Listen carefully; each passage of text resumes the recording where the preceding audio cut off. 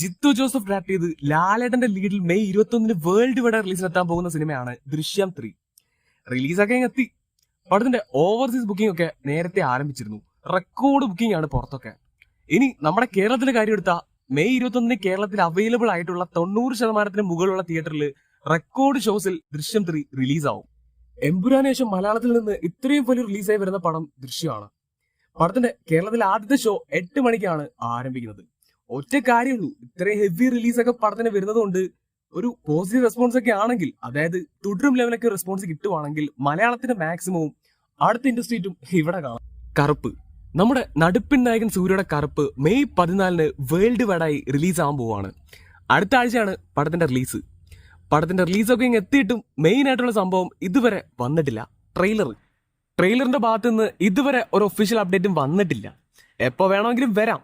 ഇപ്പൊ വരുന്ന അപ്ഡേറ്റുകൾ അനുസരിച്ച് മെയ് 8 കറുപ്പിന്റെ ഒഫീഷ്യൽ ട്രെയിലർ റിലീസ് ആവും. നാളെ അപ്ഡേറ്റും ഉണ്ടാവും. കറുപ്പ് സിനിമയ്ക്ക് ഒരു ചെറിയ പ്രത്യേകതയുണ്ട്. നമ്മുടെ വിജയ് CM ആയിട്ട് ആദ്യം റിലീസ് അനുമതി കൊടുക്കുന്ന പടം കറുപ്പായിരിക്കും. ജനനായകൻ, ദളപതി വിജയ് നായകനാക്കി വിനോദ് ഡയറക്ട് ചെയ്ത വിജയുടെ അവസാനത്തെ സിനിമയാണ് ജനനായകൻ. പടത്തിന്റെ സെൻസർ പ്രശ്നങ്ങളൊക്കെ തീർത്ത് പടം ഈ മെയ് 14 കറുപ്പിന്റെ കൂടെ ക്ലാഷ് റിലീസ് ആവുമെന്ന് പറഞ്ഞതായിരുന്നു. പക്ഷെ ഇതുവരെ പടത്തിന്റെ സെൻസർ സർട്ടിഫിക്കറ്റ് കിട്ടാത്തതുകൊണ്ട് റിലീസ് മെയ് 14 ഇല്ല. പക്ഷെ ഒരാഴ്ച കൂടി കഴിഞ്ഞാൽ ഈ സീൻ മൊത്തത്തിൽ മാറും.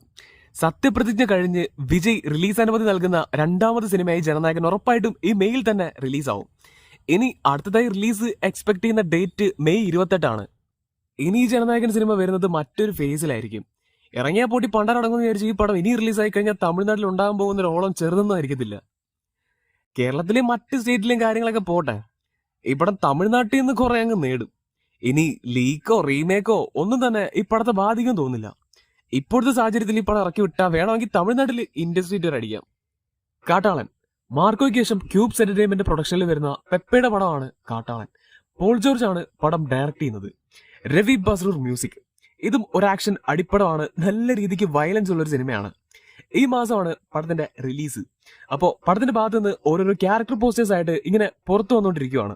അങ്ങനെ ഇന്നൊരു പോസ്റ്റർ വന്ന്, ഈ ഒരു പോസ്റ്ററിൽ പടത്തിന്റെ ഹൈപ്പ് അങ്ങ് ഹൈ ലെവലിൽ പോയി. പടത്തിലെ സിദ്ദിഖിന്റെ ഒരു ക്യാരക്ടർ പോസ്റ്ററാണ്.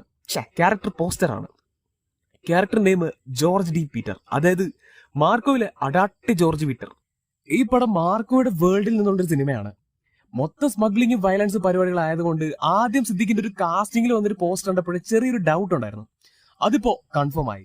പിന്നെ മാർക്കോ പടം കൂടി ഇതിലെ കൊളാബ് ചെയ്ത സ്ഥിതിക്ക് എന്തോ കാര്യമായിട്ടുണ്ട്. പിന്നെ ഇത് മാർക്കോയുടെ സെയിം യൂണിവേഴ്സ് തന്നെയാണോ എന്നൊരു ഡൗട്ട് ഉണ്ട്. കാരണം മാർക്കോയിൽ സൈറസ്, ടോണി ഇസാക്ക് ഇവരൊക്കെ ഈ പടത്തിലുണ്ട്. പക്ഷെ ലുക്കൊന്നും അങ്ങോട്ട് സെറ്റ് ആവുന്നില്ല, മൊത്തത്തിൽ അങ്ങോട്ട് മാച്ച് ആവുന്നില്ല. പിന്നെ ഈ ജോർജ് പീറ്റർ ഒക്കെ ഉള്ളത് കൊണ്ട് മാർക്കോ കാണുമെന്ന് ചോദിച്ചാൽ അധികപക്ഷ സാധ്യത കുറവാണ്. ഈ മിഖായലിന്ന് മാർക്കോയെ കൊണ്ടുവന്നത് പോലെ ഈ മാർക്കോ ചിലപ്പോ ഈ ക്യാരക്ടറിനെ കൊണ്ടുവന്നായിരിക്കും. എന്തായാലും മാർക്കോയുടെ സൈഡിൽ നിന്ന് ഒരു ചെറിയ സ്പാർക്കെങ്കിലും ഇടാതിരിക്കില്ല.